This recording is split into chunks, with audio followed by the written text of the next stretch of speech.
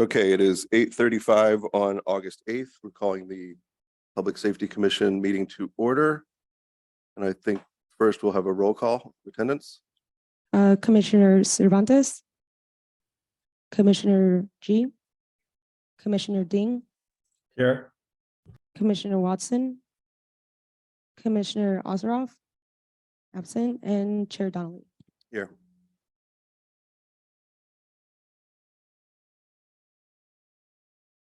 There we go.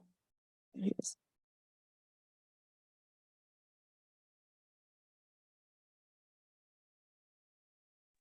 Amin says he's on Zoom. Yeah, they're going to let him in now.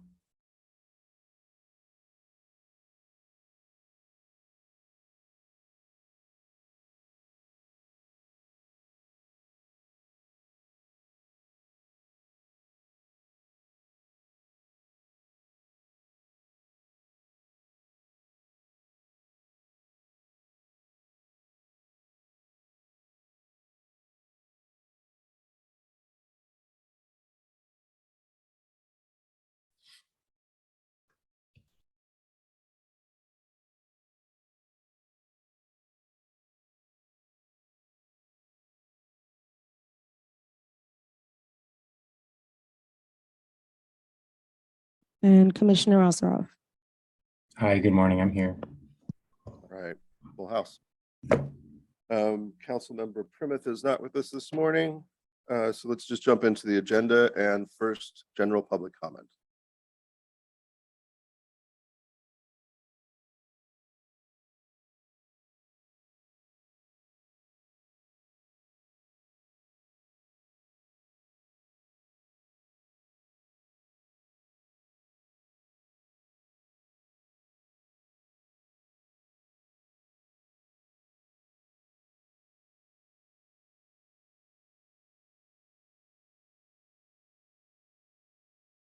So we did have one public comment, or general public comment. It's online, and we do have a public comment from Miss Bianca Richards. Yeah, go ahead.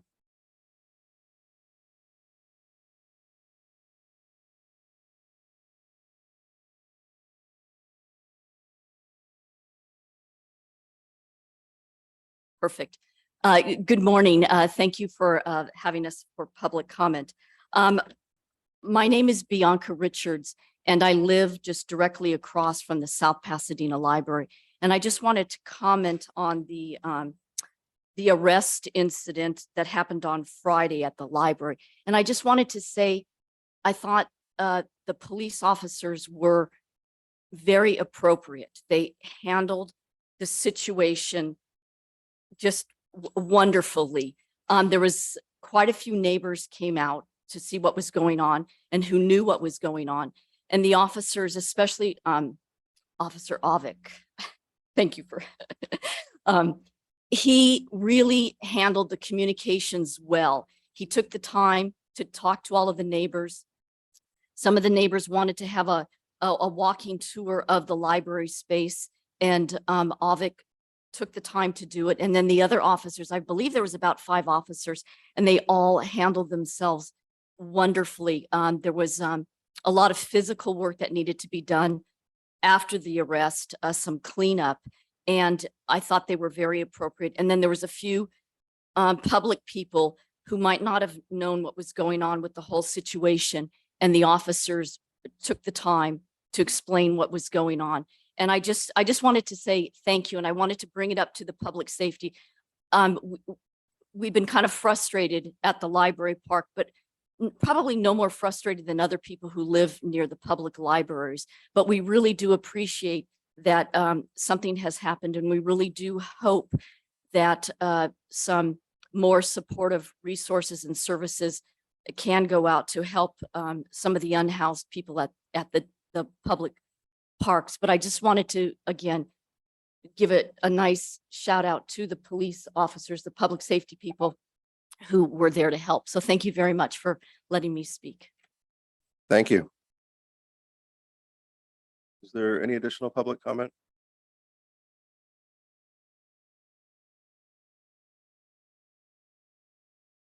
There's no additional public comment. Okay. So next, let's review and approve the minutes of the last meeting from June 13th. Was there anyone that had any notes or comments? If not, can we get a motion to approve the minutes as submitted? We have a motion from Commissioner Cervantes. And can we get a second? Second from Commissioner Watson, and can we have a roll call vote, please?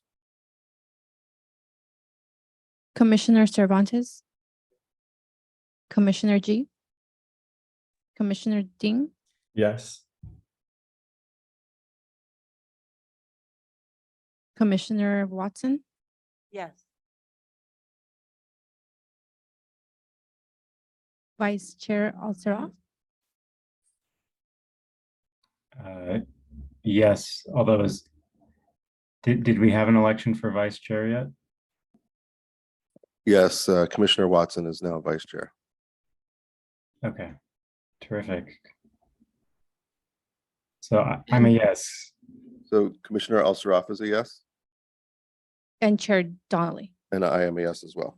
Okay, minutes are approved. And we'll move to what will be the main part of our meeting today, a discussion of the city's updated emergency operations plan from Chief Riddle. Morning, Commissioners and members of the public watching this morning. Today's presentation on the city's emergency operations plan has been a review that's been in process for about 6 months. Before I introduce our emergency manager, who is our division chief, Eoc Management, I do want to just set the stage and kind of look backwards a little bit on how we got here today. There's 2 documents that the city uses during a disaster. One of them is the emergency operations plan, and the other one is the local hazards mitigation plan. The 2 documents overlap a little bit, but they both serve kind of different purposes.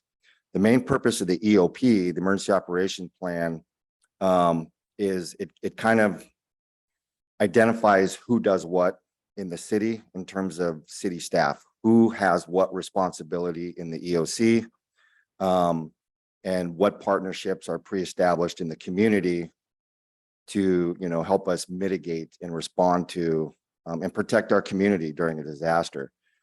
The EOP typically is reviewed every 3 years.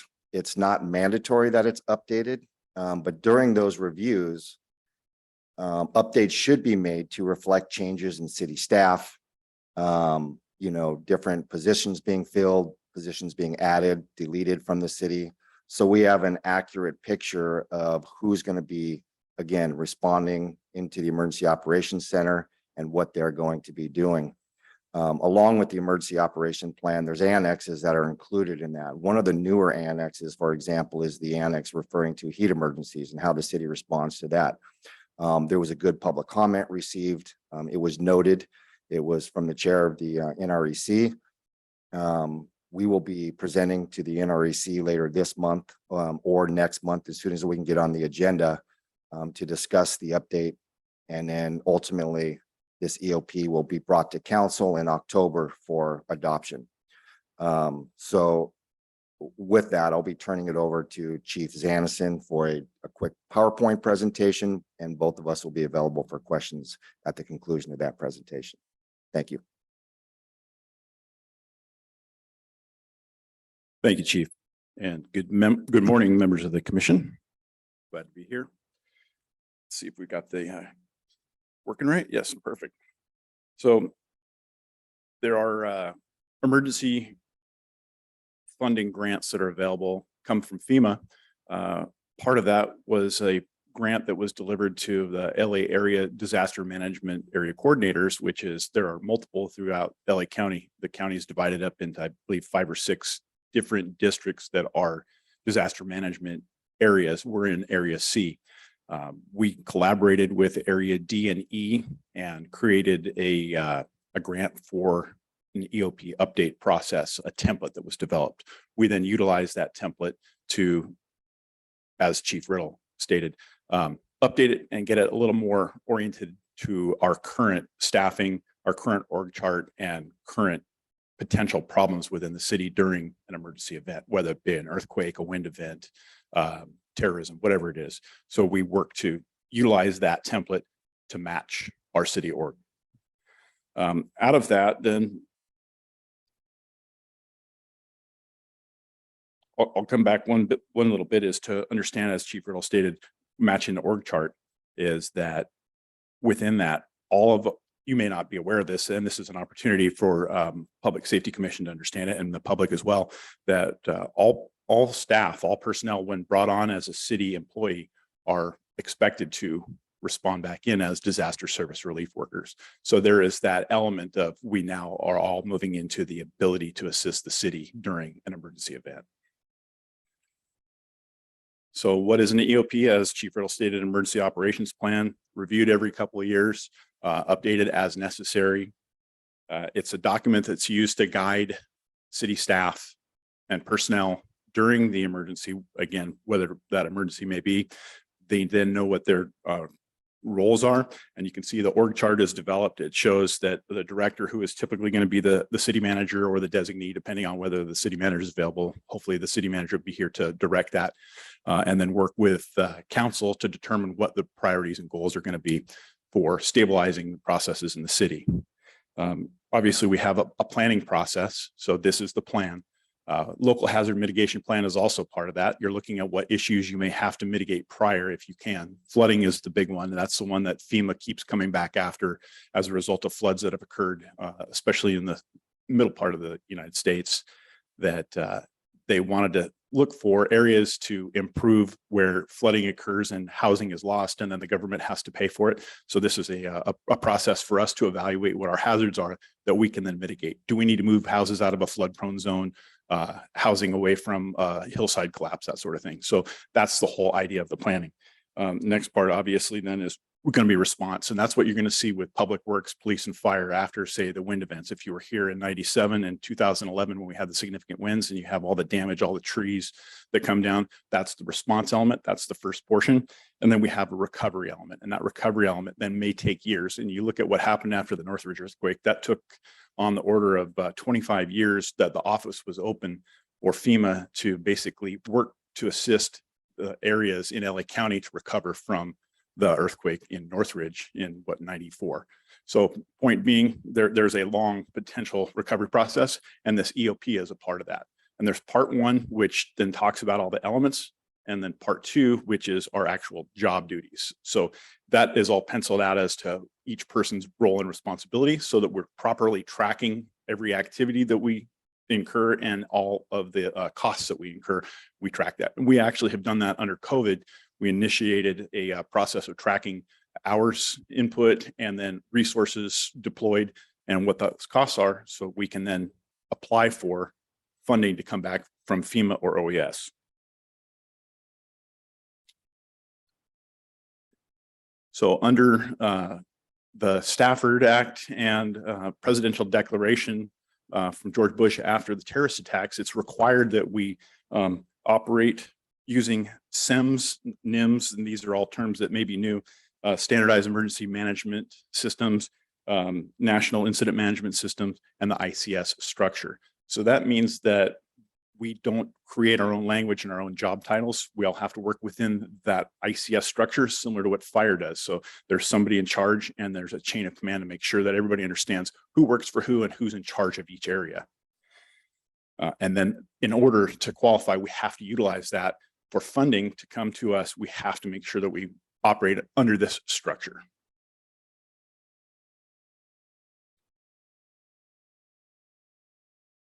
And as you can see in the this slide, talks about an umbrella system, essentially. So you see the field, again, that's our response. Then you have the city EOC. The city EOC is opened up to support the field response and stabilize the situation in the city. They support everything. They get us what we need, logistics, whether that be water or food or building materials to shore up and stabilize structures. And then you have the operational area, which is LA County. We're obviously part of LA County. And then CalEMA or OES is the state arm. And then FEMA is the federal. So it depends on what level of a disaster it is that they will establish, whether it's a local emergency. The city has the opportunity to declare their own emergency. It's a little bit more difficult to qualify for funding and get money from the state and from the feds. It's easier if the county declares, but they have a threshold of, I think, on the order of $48 million worth of damages to qualify for a county. And then there's the state, and then there's federal. So it's often better if we allow the county, the state, or the feds to declare the disaster, but we could if we had it to. But that is the umbrella process where we push up to look for funding.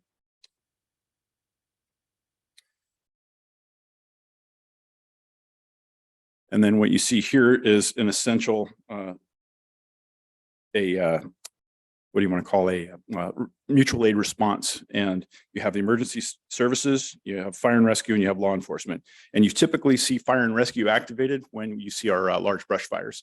So when there's requests that come from the state to assist in places like Northern California, when the fires begin in the fall, typically, sometimes in the summer, that's where you see a good example of that mutual aid response. But under emergency services on that left-hand column, that's what you're looking at here, a disaster that whether it's an earthquake, a windstorm, maybe an extended heat emergency, that's where this sort of mutual aid is initiated. And we have to work within the EOP process and SEMS, NIMS, and ICS in order to qualify. So why are we reviewing it? As Chief Riddle stated, we look at it every 3 years. Again, we had the grant fund that came in that allowed us to update and more correctly identify positions and org chart of the city, maybe newer emergencies, emerging threats that we need to identify and work with, develop the annexes that support those individual emergencies, and then to bring it to you as the Public Safety Commission so that you understand that this is part of within your purview, and it's part of the public purview to look at and determine whether we're on the right path. And then additionally, to get engagement and feedback. And as Chief Riddle stated, NRAC is also looking at this. We did not have this annex before. It is its own element at the end of the EOP that'll be an attachment essentially related to heat emergencies that we're looking to develop. Debris management is going to be another one. There's all individual types of emergencies you could identify. So again, part one is the base plan. It gives the direction and formal organization structure for the staff that are working for the city, whether they're working in the EOC or from their desk. We can all be tied together through a software program that allows us to input everything that we need to.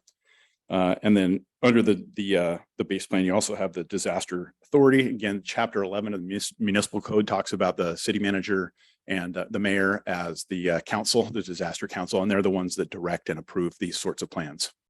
And then part two, as stated before, was the actual EOC management, and that's the actual job duties that each person is required to perform in order to track and properly fund the emergency.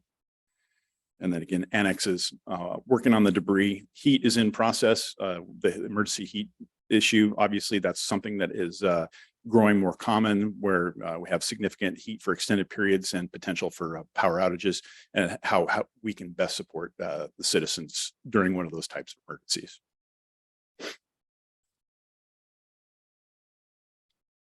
And then the ask is for you as Public Safety Commission to evaluate this. I know that Commissioner Ding and Onsrat have seen this before, Commissioner Donnelly. But for those who are new, maybe have not had a chance to review it, it's a good opportunity, especially part one, so you can understanding for what it is that we're trying to establish, and then the annexes as well. And if you have feedback, you can send it directly to me or bring it back to next public safety, which is, I believe, September 12th of 2022. And that's the end of my presentation. Do you have any questions, and how can I help?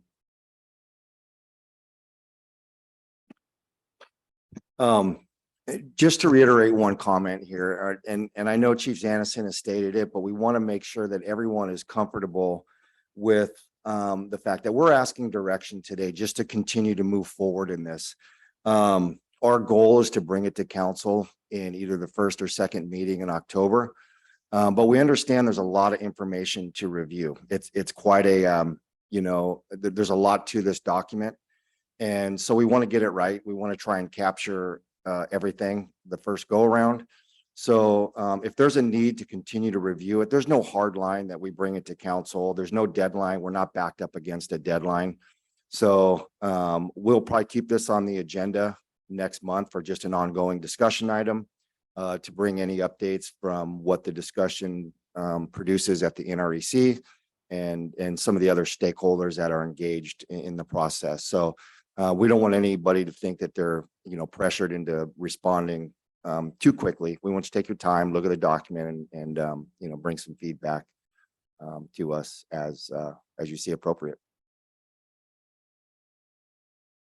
Okay, does anyone have any questions for the chiefs?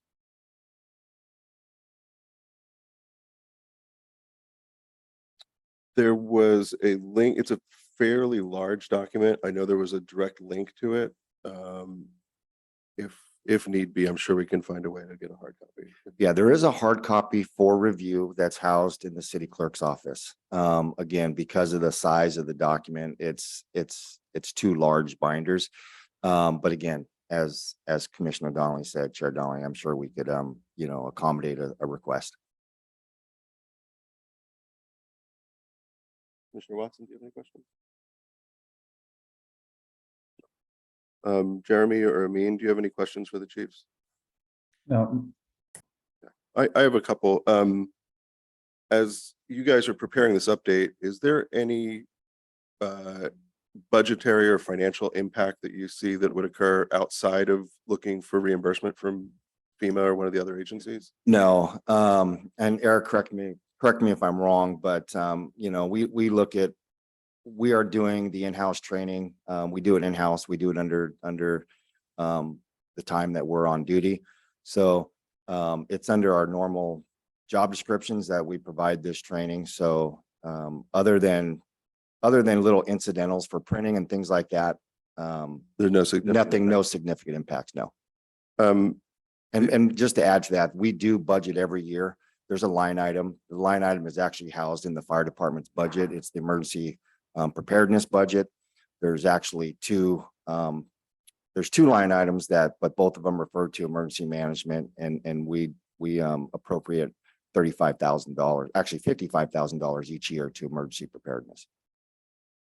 There was a mention of I think it was a $48 million threshold for funding or to ask for reimbursement. Is that only on public property or does that include private property within the city as well?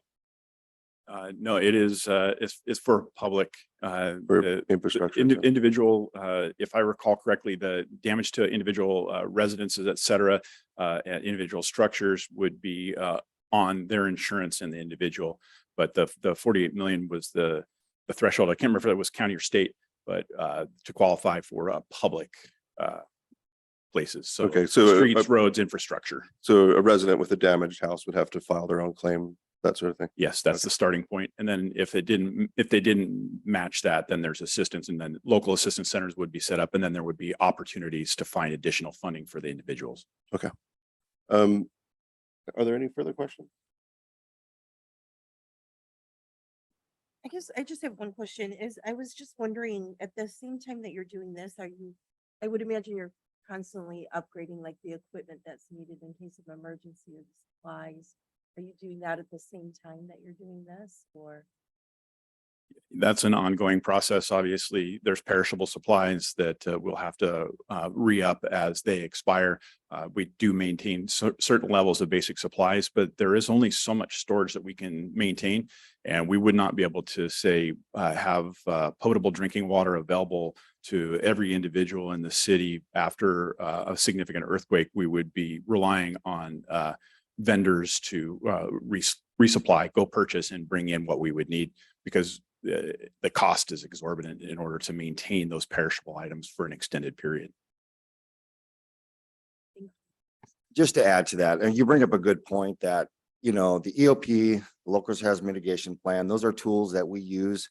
But there's so much else that goes into preparing for a disaster. So on one side, we train city staff internally on just how to function in an EOC, how to prepare for disaster, how to make sure that your family is going to be okay, and how can you ensure that they're okay if you're at work during disasters. So you'll be effective here. You won't be preoccupied with worrying about your family. We do have storage, as Chief Janis had said, up to the limit we can. That's mainly for city staff. But then we partner through CERT and we partner through our faith-based. We have a lot of relationships in the city that we keep this conversation going. And then they themselves have their own storage for however many they can help. And so if we keep branching out like this, small cities really have an advantage if they really work together and bring in all those stakeholders together to kind of prepare together. Cities actually, it's proven they become so much more resilient in terms of recovering from a disaster.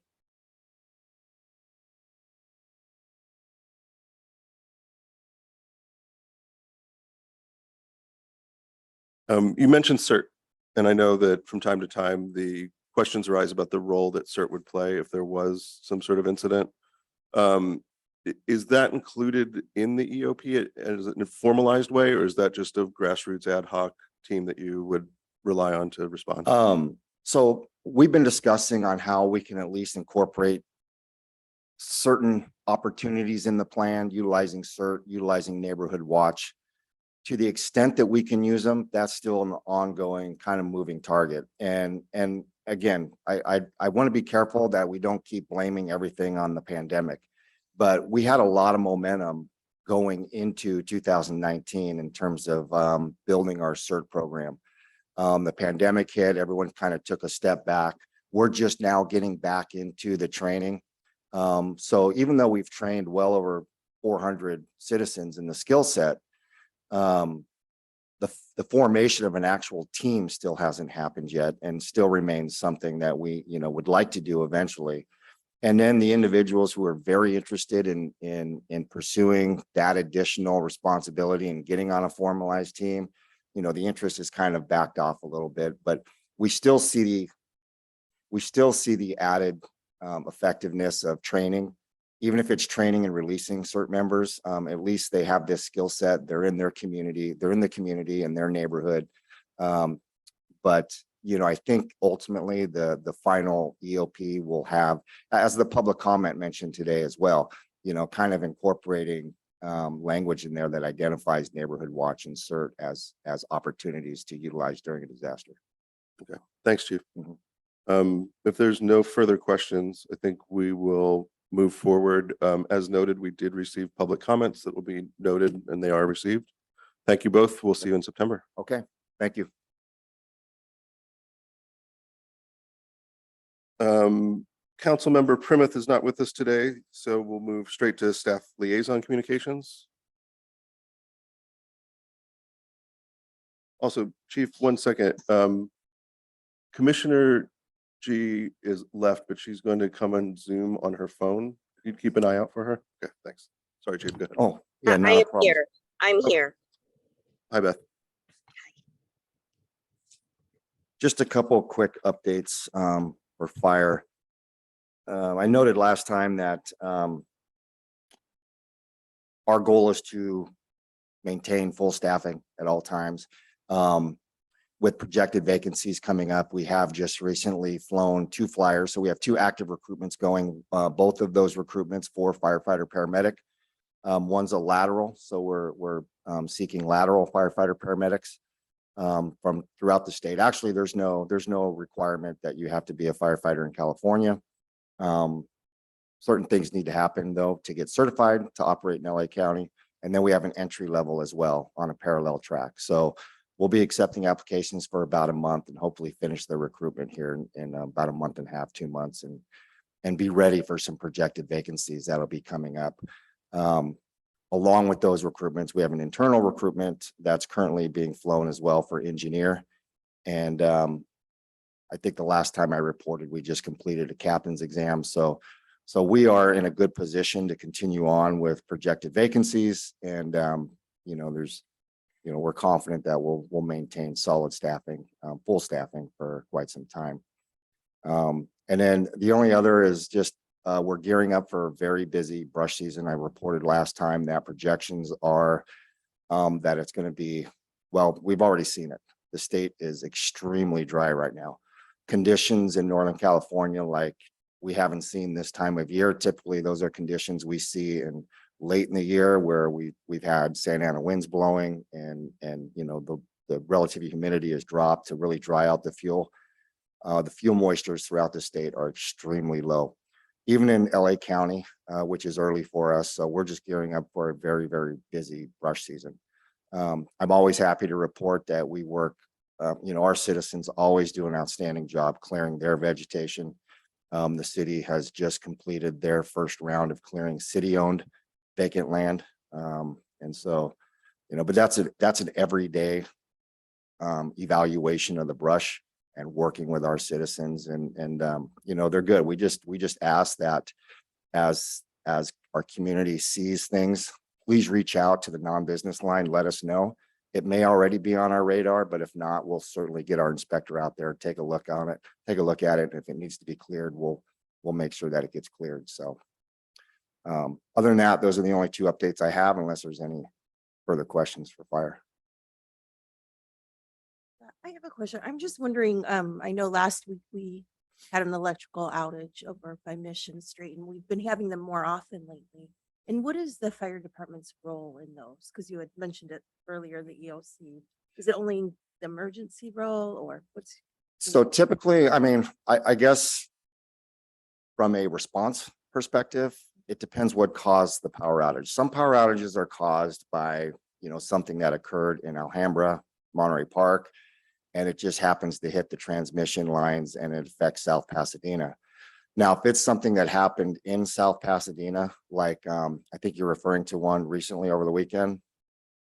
So one happened over the weekend that was caused by a tree branch actually falling on power lines. So we're immediately dispatched to make sure that, number one, the power lines are isolated. We're not going to do anything to them, but you know, that we secure the area. And so we always respond out if the cause of wires down were from some event in the city, just to get eyes on it and make sure that it's safe. And then we don't leave that scene until it is either de-energized or Edison is on scene to ensure that it's de-energized.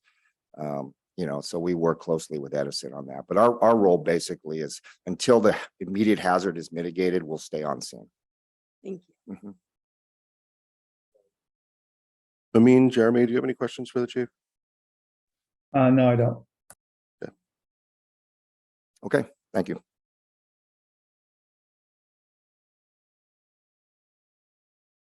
Good morning, commissioners. First, I'd like to say thank you to Ms. Richards for highlighting the officer's work with a recent arrest. We certainly appreciate the support. But along that note, I know that a lot of residents have voiced concern over the unhoused population that we've been seeing in South Pasadena, and I'd just like to address it. I don't think it's quite known what the police department is dealing with in terms of how we deal with our unhoused population. And several years ago, there was a case law that came out. It was a decision, Martin versus Boise. And what that basically did was it challenged law enforcement's ability to enforce camping ordinances that cities created. So what it essentially said was that in order for law enforcement to enforce those ordinances, we would have to provide beds for those homeless individuals, because what they said was sleeping is an inherent human right. And we certainly understand that, but in order to enforce those loitering and or camping ordinances that we had, law enforcement or the cities were required to provide beds. So part of that is at the point in time and count we did in January was to identify the number of homeless that we have in South Pasadena, and every city throughout LA County did that. We haven't received the numbers yet from the county. An estimate that we're kind of getting is roughly about 50 for South Pasadena. Now, that doesn't necessarily mean we actually have 50 homeless. There's a multiplier that goes with that. So what the county said is for every individual that you contact during that one night, if there's an individual in a car, they assume that there could be 1 or 1.2 individuals that you didn't see. Versus if you contact someone in a tent, it's a different multiplier. If you contact someone on the street and so forth. So based on our own figures, we estimated, and this is a rough estimate and it's not official, it's about 50 homeless in South Pasadena. So we're waiting for the county to give us the official numbers. Once we get those numbers, then it'll be up to the city to provide bedding for all those individuals that we've identified, either through Union Station or another means. Once we get those numbers and we get those fundings, then the police department can go out and then start enforcing some of those ordinances. So we've had a number of different issues with our homeless, including at the library, some setting up camp and almost residing there. And that's certainly taken its toll on the police department, on the community, on how we can police our city, not only provide resources, but then the appropriate response as well. So I wanted to make sure that the commissioners understood kind of what the police department was facing when it comes to enforcing and or providing resources to our unhoused residents. So it is a challenge. On top of that, there was a list that came out recently of LA County's top offenders, repeat offenders. South Pasadena unfortunately made that list with some of our unhoused residents as repeat offenders and being the top in the county. And some we've seen here in our council meetings, they're very vocal, whatnot. And that's another challenge. That's a whole different issue with the district attorney's office and filing criminal charges. But when you couple those together, it really makes it challenging, not only for the residents, for the police department, for the businesses. And those are some of the issues we're facing today. And I'm sure as commissioners, you're seeing it or hearing it from your constituents. So I wanted to address that. But following on Chief Riddle's heels, I wanted to talk about our staffing in the police department. We're down 34% of our officers right now. We have a couple that are just vacant that we're actually recruiting for. Recruiting right now in law enforcement is very challenging. South Pasadena is not the anomaly. It's throughout the San Gabriel Valley. Well, actually throughout the state. But certainly South Pasadena is facing those challenges as well. Plus we have a few long-term injured officers, long-term disabilities. We had 2 officers injured yesterday during an arrest. One will probably or likely require surgery. So we're operating from 36 officers where we're sworn. We're currently operating with 26 officers that are actually able to work. So we are recruiting. Most of our recruits are coming from entry-level individuals. That means they have to go to the police academy. It's about a 6-month process to get hired, 6+ months in the police academy, 4 or 5 months in field training before that officer can ever respond to a call by themselves. So we're looking at about 1.5 years if we were to hire someone roughly today. So it's a long-term process. So we are still able to fully staff our shifts, but it is getting challenging for sure. And one thing I want to bring up, and I think sometimes it's missed, is when we go through the budget session and we're talking a lot of times the police department's overtime budget is really highlighted and community members are concerned about the amount of money going into our overtime. It's things like this that we can't anticipate. We can't predict future injuries. And certainly that has plagued us this year. So more so than any other year that I've seen. But a lot of it counts for that, just simply coverage. I also wanted to bring up that we recently had 2 officers retire within the last month, Detective Mike Palmieri and Sergeant Robert Bartle. They both retired. We wish them well, but I wanted to make that known to the commission as well. Some of you may have known them or met them. And then lastly is I wanted to bring up October, we will be having the open house. It'll be a citywide open house event, police department, fire department, all the city departments. It'll be here at the City Hall complex. Mission Street will have some displays, and then the rest of it will be in the back fire department, police department lots. So we look forward to having that. It's been a couple of years since we did that. COVID unfortunately prevented us from doing that, but we're bringing it back this year. And then, I'm sorry, one other thing. Tuesday, August 16th at 5:30 p.m. at the Monterey Hills School, the police department will be giving a discussion to the community. Everyone's invited on recent crime trends up in that area to address some of the residential burglaries that have been happening. And then because of that situation, the police department launched a outreach campaign, which is basically to, if you see something, say something. And it's an effort to get citizens involved that if they see something suspicious, please notify the police department right away. What we've seen is an unfortunate trend of neighbors seeing suspicious activity, emailing or texting their neighbors and their friends, but not calling the police department. And unfortunately, that is There's been some really good tips and suspect information that has been discussed, but by the time it's gotten to the police department, the crime's already been committed and the bad guys have gotten away. So we really want to encourage people, if you see something, say something, please call the police department right away. We have door hangers and we also have yard signs that we'll be giving out. Our hope is to raise enough awareness in the community that we created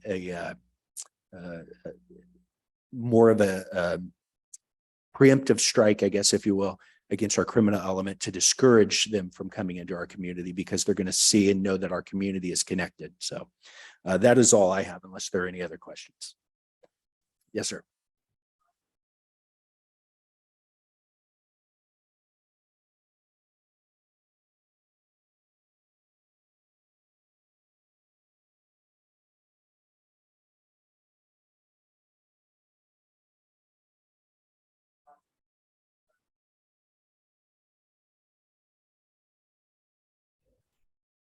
The mic's not on. If you could repeat the question before you answer it. I'm sorry. I just heard what Ms. Richards said about what happened, the incident at the public library. However, I have no idea what we were talking about. I am aware when I go regularly to the senior center that there is some sort of encampment outside the public library. I see a lot of tarps and things like that, which I feel is terrible. I feel bad for the person that is there. But I think after the same length of time, something should be done to help them find a place where they can stay and where they can live. We cannot just say, get out of here. They need to have a place where to go. And I think that one of the people I see there is a woman, and I see the vulnerability that this person is exposed to. But I have no idea of what actually happened on this particular incident on the library. I like to be a little bit more informed what it was that happened on that day. That's a non-agendized item, so we can't discuss it. I will say that there was an arrest and it had to deal with homeless encampment, but if you'd like to discuss that offline, I'm certainly happy to do that. Okay. And a second question, I read in the paper about these people being run over on Maple and Marengo. I saw some confusing headlines.